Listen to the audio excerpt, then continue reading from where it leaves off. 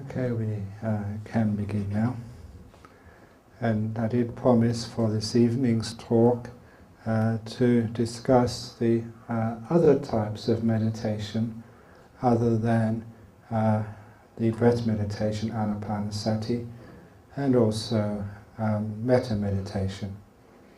I should say that there is one meditation which is very close to anapanasati, which I certainly don't recommend, and I mentioned that to somebody in the interviews. That's called anapanasati. So anapanasati, ana means along with part of the breath, sati mindfulness. So anapanasati is mindfulness along with the pain. Remember that, anapanasati. So 6 years the Buddha did anapanasati and got nowhere. So he let that go. And he did anapana with the middle way, a very peaceful, comfortable, but very strong way. So to be able to find out that degree of comfort in the body, where you're not indulging, but you're also not experiencing pain, that middle way.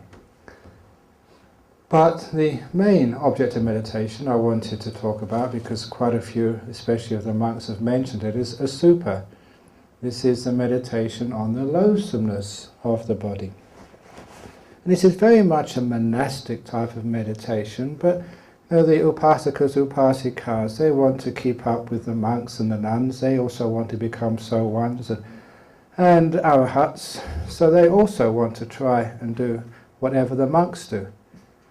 But if you're living the lay life and do a super meditation, you find it very difficult when you look at your wife and think that she's a mess of unwholesome, ugly things. You make her very upset. So it's very difficult for the lay community to do a super meditation. Maybe as you get older in life, maybe just when you've brought up your family, then you can do a super meditation. And it's actually quite easy then, because you look at your husband, and even though he looked quite cute when he was young, he's not cute now. It's very easy to do a super meditation on a husband when he's over 40 or 50. Let alone your wife. It's very easy to see that, my goodness, why did I marry her?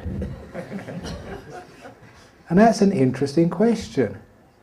Now, why do people actually get married? Because this is my experience. I've been a monk a long time now, and some of my disciples, you know, you've looked after them when they're very young, and then they go and get married, and sometimes even monks. You know, in Thailand, it's not considered so much of a failure when a monk disrobes. In Sri Lanka it's much harder to disrobe, but in Thailand I think it's a bit too easy. So several of the monks I ordained as a preceptor, they have disrobed, and a year or two after they disrobe, they go and get married. And then I look at the girl they married and say, what do you marry her for? She's ugly. She said, oh no, she's so beautiful, she's so wonderful and so lovely. And when that happened the first few times, I realized that what happens when you fall in love, anything looks beautiful. It's a distortion of perception, said the Buddha. And this is a problem, because lust distorts perception, and even an ordinary looking girl looks incredibly beautiful. And even just a skinny guy looks so strong. Because of that, you realize that lust actually does distort perception. And it makes you see not what's there, but what you want to see, what you expect to see. And I already mentioned, I think, like before, 2 nights ago, that you know, people go romancing at night time. That's where you take out your girlfriend or your boyfriend, and that's where you fall in love. And because in the darkness, because you can't totally really see what your boyfriend looks like or what your girlfriend looks like, that's when perception is free to distort. So it makes your girlfriend look like some supermodel. I actually asked in, I think the guys would understand this, I asked in Malaysia last time, who is the most beautiful girl in the world? And it's some girl called Megan Fox, whoever she is. Do you know her? I don't know her. And who's the cutest guy? It's Justin Bieber or something. See, they know, the girls know, they're like... And so in the moonlight, or in the sort of nightclub, it's so dark, even your ordinary looking girl, looks like Megan Fox, some supermodel, and the guy looks like Justin Bieber, just so wonderful, oh, so cute and so hot, in the nightclub. And this is what happens. And that's even for monks and for nuns. That can be a danger, especially for young monks and young nuns. Because once we get lust coming up, we change our perception, and that ordinary looking girl who walks in to give you dana looks so beautiful. And any old monks say, what, her? Because you change perception. Because you can change perception like this, it's good for monks to use Asubha so that you have the ability to see the ugliness in the beautiful. In meditation, you see the beautiful in the ugly. So you can work your perception, have some sort of way to manipulate it. To see the beautiful in the ugly is how we overcome ill will and anger. You may have some monk or some layperson who gives you such a hard time. So you see the good qualities in that person, you see the beautiful in the ugly, which means, they're a good person, but they just make some mistakes. And that way you don't get lost in ill will.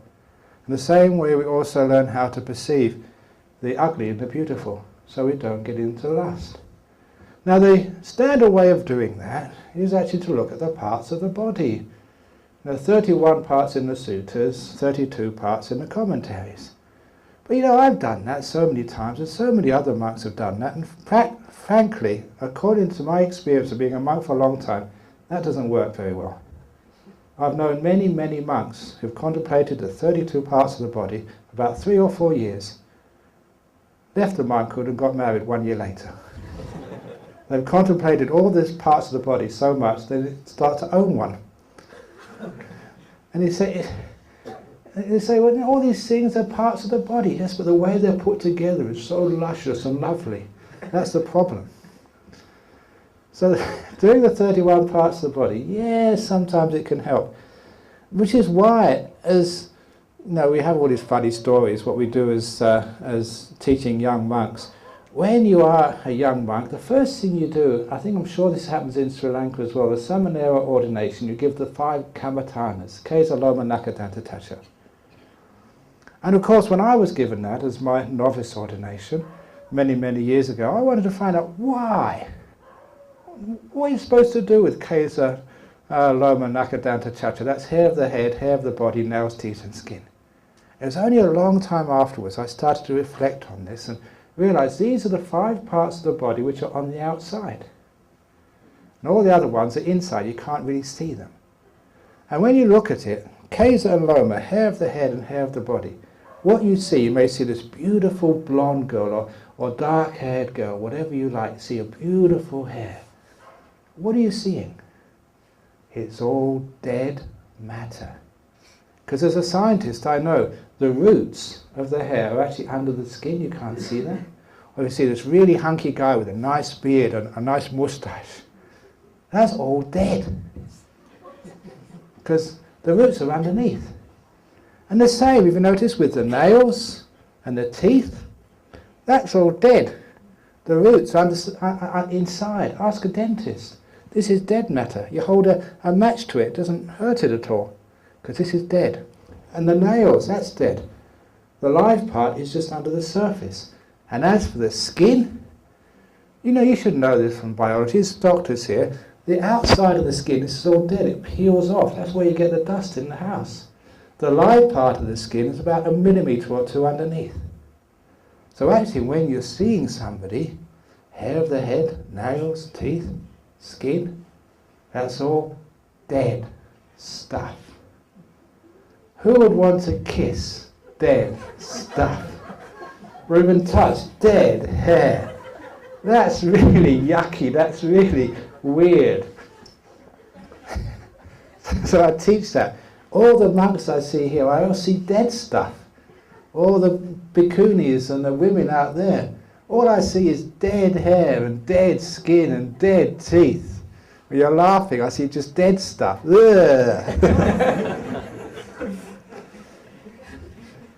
Sounds good, doesn't it? But it doesn't work. It may be dead hair, but it's just so beautiful. So it's a tough one. I'm just being honest with you. So sometimes that never worked, the 31 parts of the body. So I remember also I was very fortunate to, because I was a monk many years ago, it was really easy to go and see autopsies and see the body cut up. I don't know, can you see that in Sri Lanka? Yes. Oh, excellent. Because I remember some of the great autopsies which I would see in Thailand. Because you were monks, you were allowed just to walk into the autopsy rooms, and no one would stop you. There were guards there to stop ordinary people. For monks, you can just walk straight in. I remember arriving early to this autopsy room in Sirirat Hospital in the middle of Bangkok. And I couldn't believe it, because I was a Westerner. The room was empty. You could see the bench there where they did the cutting up of the bodies. But they had high windows, and I saw on one of the window sills there was a plate with a human head on it. Now usually you have like flower pots, with beautiful geraniums or roses or something. But here was a real human head on a plate. Now that, if that was in England, that would be so weird. You'd think you're in some sort of movie. But there it was, and of course later on they brought the body out and started cutting it up. But I was always interested in the body. To me it wasn't repugnant at all. I was really fascinated how it all fit together and just why this person died. Because I was scientifically minded, it wasn't repellent on. So it really didn't work for me. Yeah, you see a heart, you see a lung, you see a liver or whatever, but it's just interesting with science. Just like in biology class when you dissections. I remember we asking the person who did the autopsies. He was like the coroner, they call it in English. And they say, you do these autopsies every day. Now what do you think when you see your wife back home? And he said, no, this is my job. When I see bodies, even women's bodies, it's just a body. When I see my wife, it's my wife. It doesn't really affect me. So there was a professional cutting up bodies every day, and he could still go home and have sex with his wife. It didn't work for him. So then I went to, there was a special autopsy room, this was 36 years ago in Thailand, where because Bangkok was on a river, on the weekend there'd always people be murdered and thrown in the river, and they'd be dragging them out of the river, and bloated corpses, just like you read in the text, a corpse bloated and blue for many days. And that's what I saw. There was one special room where they would do those autopsies. And so when you saw your first bloated corpse, the eyes were really bulgy and the whole body was blown up. And it really looked scary. But what was worse was the smell. Because when the body's been rotted for a few days, the smell was disgusting. But I was a monk, so you went in and had a look.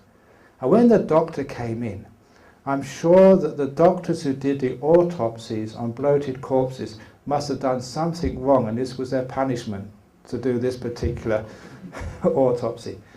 Because what they had, it was not refined equipment. They had like a long bamboo pole with a nail on the end.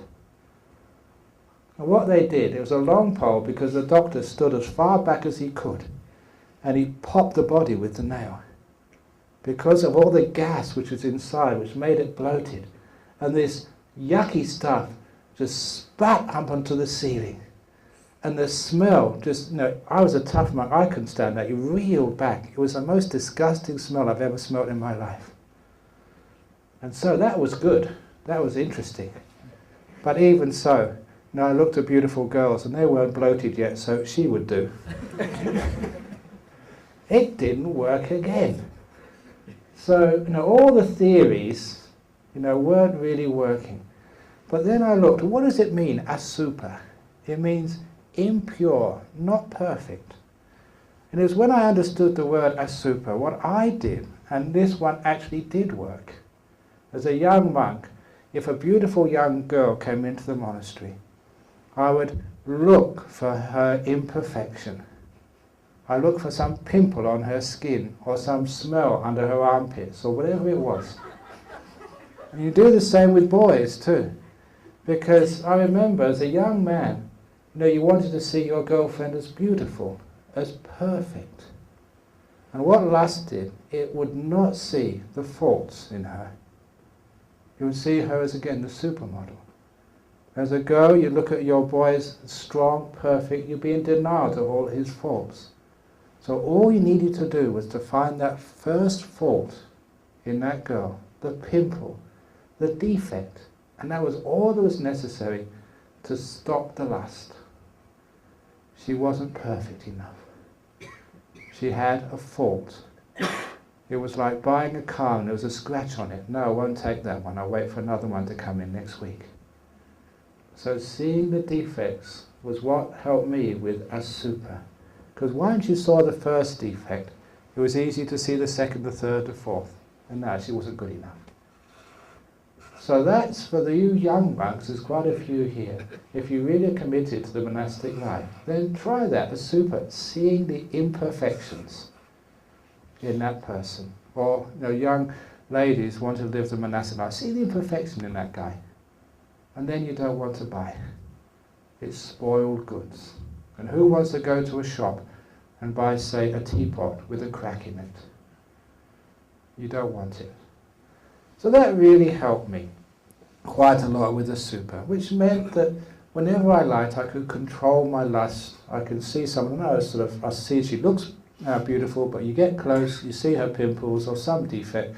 No, she's not perfect enough. And so all that wanting disappeared. But it never got that far that I saw anybody as repulsive. Because I know that some monks have done that. They've got so far into Asubha, they become almost crazy. They say, she stinks. He is just, you should have a wash or whatever. It's just so repulsive. You go over the top, you get into negativity. And with too much Asubha, that negativity gives rise to anger. And you become such a negative, angry person. It's impossible to meditate. You're just too tense, negative, and having too much suffering. So with Asubha, I always like to try the looking at imperfections. I know that once even I remember this story of just how some of these interesting methods which some people invent also don't work, because I remember even Ajahn Chah, he was very, very good, very innovative, but even some of the things he suggested didn't work. I was in the car one day, in the back seat with two other monks. Ajahn Chah was in the passenger seat and there was another layperson driving. We were going to the station. So there, Ajahn Chah in the passenger seat and 3 monks behind, and I was one of those monks. And sitting next to me was a young American who was only Samanera. But Ajahn Chah turned around in the middle of the journey, looked at him and said, Gary was what his name was, Gary, you're thinking of your girlfriend back in Los Angeles. And poor old Gary, his face went white, his jaw dropped, because Ajahn Chah could read minds, and he was reading mine. He was thinking of his girlfriend. He's not supposed to do that as a monk or a novice. So he was caught out. So be careful what you're thinking this evening. But then Ajahn Chah, he said through the translator, he said, never mind, I can help you. He said, next time you write to your girlfriend in Los Angeles, ask her to send something back to you, something personal. So when you miss her, you can look at that and think of your girlfriend. And I thought that's actually traditional in the West. I'm not sure if you do that in Sri Lanka. If you go away and you have a picture of your girlfriend or your wife, or have a lock of her hair, a piece of her dress with her scent on it, just so that if you miss her, you can take out the piece of her dress and smell, oh, that's my beautiful wife. And I thought, I was a very young monk. I never realised these forest ajahns were so romantic.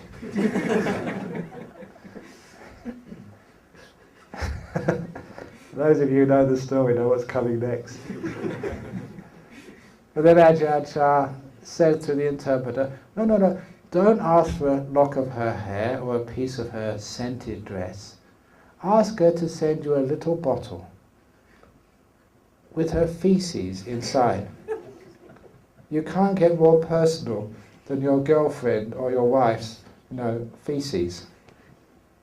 And then whenever you miss your girlfriend, open up the top. That's my girlfriend back in Los Angeles. Because that's part of her. He disrobed a year later. It didn't work for him either. But it's a great story. Now, unfortunately, lust can always find its way around these things. So the Asubha meditations, yeah, they can be interesting. But in my experience, they haven't been strong enough. If you want to have lust, you will. But what worked for me is seeing the defect in something. And all I need to do is to get that first defect and that stop lust. Because what lust is, it sees what you want to see as beautiful. And it wants to do that, and it keeps doing that. It keeps looking at her, it keeps looking at her body, it keeps looking at the things which are perfect and beautiful. And as you go in lust, it's even more perfect and more beautiful. And the illusion grows until they become this amazing, beautiful girl. It's why that sometimes when you first look at a girl, you don't like her, but later on she grows on you. She doesn't grow on you, lust has grown on you. Or with a boy as well, so be careful there. Look at a defect, and then you get the balance. He's just a girl, that's all. It's just a boy, just an ordinary human being, and they're not perfect. This is not Dhammaloka. Maybe in Dhammaloka all the girls and boys are beautiful, but not in this Manusaloka. We're all imperfect. Just look at her fillings in her teeth, or whatever else it is, which is imperfect. And then that's the end of lust. So that's Asubha with what's the most important for monastics, which is the opposite gender. There's also other things we have, we need to get Asubha, because many things we lust towards, or we desire. Sometimes it's, like robes. I don't know why people want fancy parikara or pirikura. Sometimes we see, wow, that's a really nice robe, and we want that. Even as a senior monk, actually, I think I've got some patches on my underrobes. Even as a senior monk, I always make sure I got a patch somewhere on my robes. Even though you're a senior monk, and apparently after this, people are going to offer me more robes. But I usually give those away, because if I have a robe, I'm going to wear this, and when it gets torn, I'm going to put a patch on it, and another patch, and another patch. You know what happens with Mahakassapa? He had so many patches on his robe that people had lust for that. Oh, I want a robe like that too. It's really weird that you can desire for even ugly things as well. So that's what lust can do.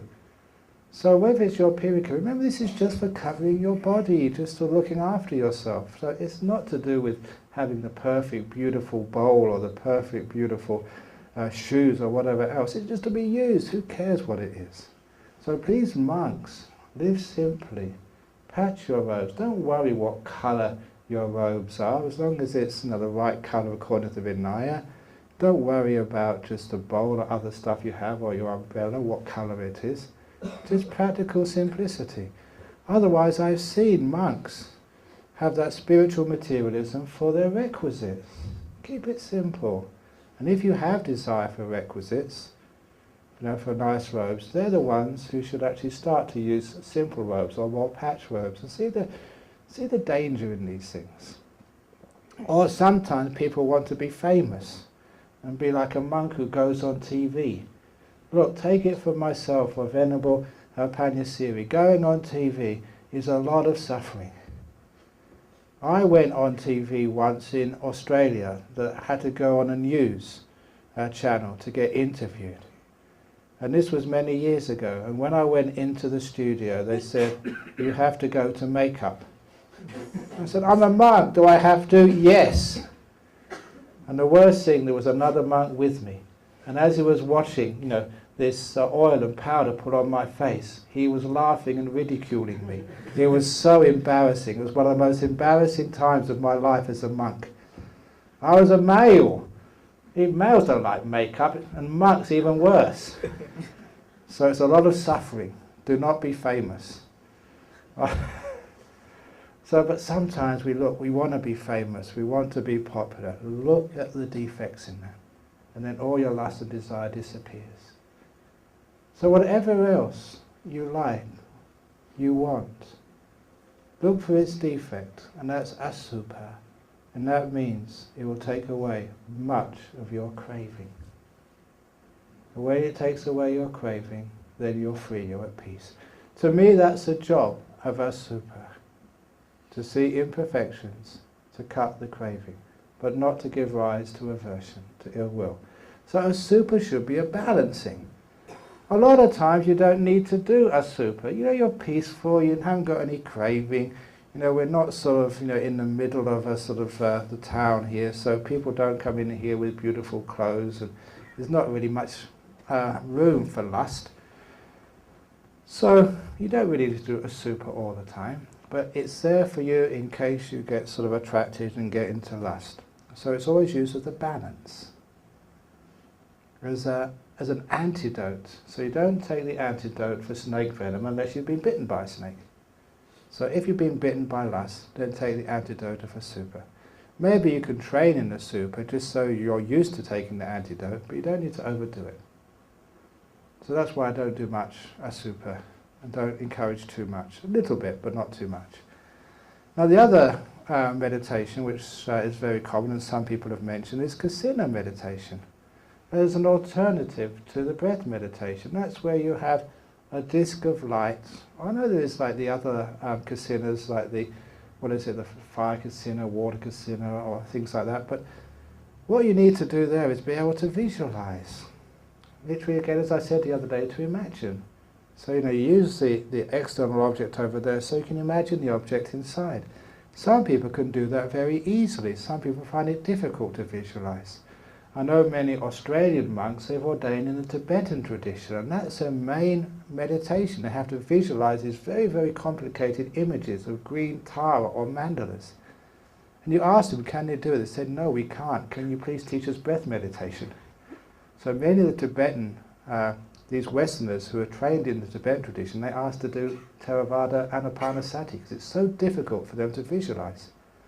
But if you have a visual mind, fine, do that. And how it works is you've got to have an image inside your mind, first of all, but it's so difficult to hold unless it's delightful. So which is why if you are choosing a kasina, it has to be some object or some colour which you like, which you have an affinity towards, which you like looking at. Because only if you like looking at it can you actually hold it. To visualize something, yes, you can visualize anything for a couple of seconds, but to behold it long enough to work in meditation is a very difficult thing to do, unless it's delightful and beautiful. So some people have an affinity for certain colours, and so they can look at that colour and they can close their eyes, they can visualize it, and very quickly it becomes delightful. And it's important to get the delight in that image pretty quickly. It has to look beautiful. Because if it doesn't, you're going to have a hard struggle, a lot of effort keeping it in your mind. If it's delightful, you don't have to put forth effort. It's a delight holds the attention, it holds mindfulness. Remember, there's two ways of maintaining mindfulness. One is through effort, which is tiring and it makes you tense. The other way is through encouraging delight. And if it's something you're delighting in, where's the effort? You can focus on it with ease. If there is the most beautiful girl in Sri Lanka comes in this room right now, you won't need to put effort to maintain your attention on her. It's natural. You have to put effort to turn your attention away. If it's something very beautiful, it's very easy.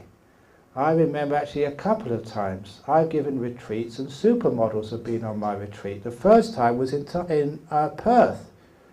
There was a Thai film actress came on my retreat. She was very famous in Thailand. No one knew her in Australia, but she was one of these great screen stars. So on that retreat, I was amazed how many young Thai boys came on my retreat to learn meditation. They weren't there for the meditation, they were there for the girl. Or I remember another one of my students in Perth. She went up to Dhammaloka in India to visit the Dalai Lama. And so she went to the morning meditation and she couldn't watch her breath at all, because sitting right next to her was Richard Gere. He's a film star, an American film star. watching the breath, but mostly watching Richard Gere. So sometimes it's difficult. Sometimes you have to take your attention away and develop that Asubha. But anyway, if it's something which is delightful, it's easy to watch. So if you've got a nimitta, actually if you've got a kasina, the object has to become delightful pretty quickly. And when that delight comes, please don't push it away, because it makes the meditation on kasina work. It means you can stay there. And because you can stay there, the mind becomes more still. Because it becomes more still, the delight gets bigger. Because the delight is bigger, it's easy to stay there. You get even more still. The delight gets bigger. That little object turns into the beautiful nimitta. This is actually how the kasinas work. It's exactly the same as, or pretty similar to the way we deal with the breath meditation. You have to get to the delightful breath. So when you're in the delightful breath, you don't have to put any effort anymore. It's just delightful. It's so easy to watch. Just like watching a supermodel. It's so delightful, so beautiful, so satisfying. Because it's delightful, you don't have to put forth any effort. Because you no effort, you're not disturbing anything. You get more and more still. The breath becomes more beautiful, turns into nimitta, and off you go, into the jhanas. So the delight is an important thing, even with the kasinas. You have to develop it. So that is where it's wrong to have a mind which is focused on too much Asubha. Because Asubha always sees the faults in things. And if you've done too much Asubha, you get to the breath, delightful breath, but it's not delightful enough. There's a fault in it, there's a defect in it. The kasina, there's a defect in it. That will stop you progressing. Monks who do too much Asubha develop the fault-finding mind. And that's the problem. So do some, but not too much. And get the positive mind, which can see the beauty in things, because that will lead you into the deep meditations, the jhanas, which are necessary for enlightenment. Some of the other meditations which people do, we've mentioned Buddhanusati, and Manusati, Sanghanusati, Siranusati, Devatanusati, Chalkanusati. These are the inspirational meditations. And these are really important, because I use these a lot. Even though I've got a lot of skill on my breath meditation, which is my basic meditation, sometimes you're weak, you're tired, maybe you're working too hard, and sometimes it's not my fault. Sometimes people make me work hard when I go overseas. I just got no control over what I have to do. Sometimes you go for a rest and somebody asks you a question. So it's just my life. And so it does come to me many times that I have to perform, to give a big public talk somewhere, or answer someone's questions, and it's important for them, and I'm very tired and exhausted. So what do? I develop these inspirational meditations. And I remember one time that in my group in Singapore, I was giving a talk as part of their annual celebrations. And it was actually 2 celebrations. And after the first one, I just arrived on the flight from Australia. I was very tired. I gave a talk, managed to do it. Afterwards, I was exhausted. There was another talk that evening. All my supporters went out for dinner. And they left me exhausted and tired. And I knew I had to give an inspiring talk in about half an hour, 45 minutes time. So what I did, I found a quiet place of the auditorium. There was a locked door with a passage leading to it. So because it was locked, I could sit right outside of it and no one would come through. And then I did all my inspirational meditations, reflecting on the Lord Buddha. And just what an incredible thing that was, that a Buddha arose in this world. Without that, we wouldn't be here. There would be no Dhamma, there would be no Sangha. What is actually Buddha did? Without any teachers, without any instructions, found this incredibly powerful, beautiful Dhamma by himself. That was amazing. It was such a rare, incredible thing. And I start talking to myself like this until I get so much energy coming through that sometimes you start to cry. There's sometimes Buddha statues. There's some Buddha statues in the world which are incredibly inspiring. And my favourite one is not the Samadhi statue, here in Sri Lanka. It's the Dhammachakra statue, which is in the Indian Museum in Benares. They're just outside of Sarnath. You know, you see it on many front covers of many pictures, and if you haven't seen that in reality, go and see it. I knew it was in this museum the first time I went to Benares. And so after, you know, going around the Dhammaloka stupa and all the monuments in the Deer Park in Benares in Sarnath, then it said the museum's over there. You had to pay to get in, even as a monk. So the Dayaka, the people taking me on pilgrimage, they paid for that. But in the museum in India, there was no guidebooks or guides. It's not like the museums, say, here in Sri Lanka or in the West. You get a guidebook and there's arrows pointing here and pointing there. It was just, basically no one was around. So I had to try and find that statue for myself, and I looked here and looked there. And then, for those of you who know that museum, I went down a passageway and turned the corner, and there it was, at the end of the corridor, the Dhammaloka statue. It was so incredibly beautiful. I got so much pity coming up, tears came out. I couldn't help it. It was beautiful. So you know what I did? Just bow 3 times, Itipi So Bhagawa. You couldn't help yourself. I didn't care who was there. I was going to do my chanting, because you had to. Just so much piti sukha came out. And the second time I went, I was leading a group, and I knew exactly where it was this time. And of course, I knew that I'd got sort of too much piti sukha, so I was going to restrain myself. So I was prepared this time. So when we turned the corner, piti sukha came up again, the tears rolled again. I couldn't help it. And I always remember the third time as well. The third time was the best. This time I knew, and I was prepared. If you want to have piti sukha and just have this incredible sort of beautiful energy, and tears, fine. As we turned the corner, there was a Dhammaloka statue, covered in a cloth. We come all this way, and all my expectations, you know, of having a beautiful Buddha statue and having piti sukha were dashed. It was covered with a cloth because they were painting the ceiling. And I thought, oh no, that's what happens, Ajahn Brahm, when you have expectations. You always get disappointed. So I learnt my lesson. And without us saying anything, the painter stopped painting and took the cover off. We saw the statue again. And I allow myself to do that, and I remember those cases, those times, because that gives you such strong inspiration that you go and meditate, and you've got that incredibly beautiful energy.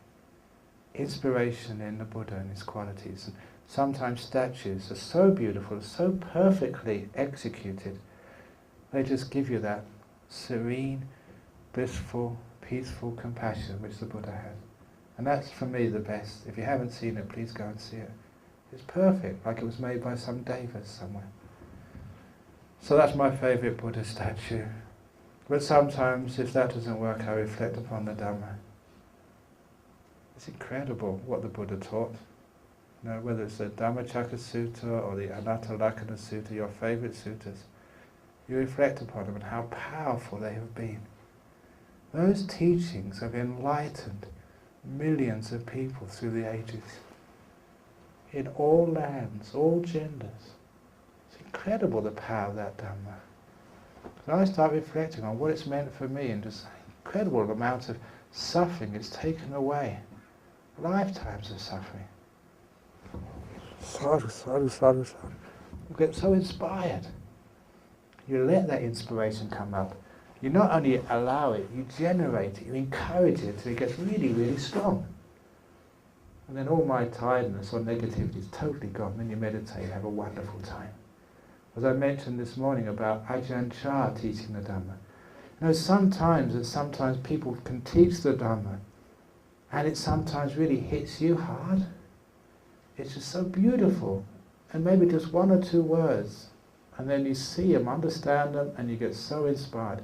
If that happens to you during any talk, my talk or anyone else's talk, close your eyes, stop listening, and get into jhana. Forget about the talk. That's what the purpose of the talk is, to inspire you, so you get lots of piti sukha, the defilements are gone. Close your eyes and bliss out. That's what it's there for. So this is Dhammanusati. And even Sanghanusati, the great teachers you've known, examples of people who've actually practiced this path. That's why I like reading a Theragatha. and the Therigatha. The poems of ordinary people who became Arahats. And these were people who were far less educated than you are.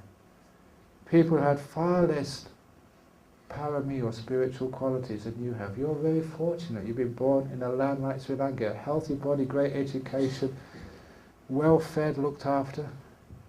You've got so many paramitas, spiritual qualities.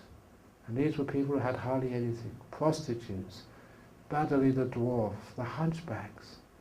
And these people became enlightened. Wow, that's amazing. That really inspires you. Your back straightens up. Sloth and torpor, I don't know where that's gone, but it's gone a million miles away.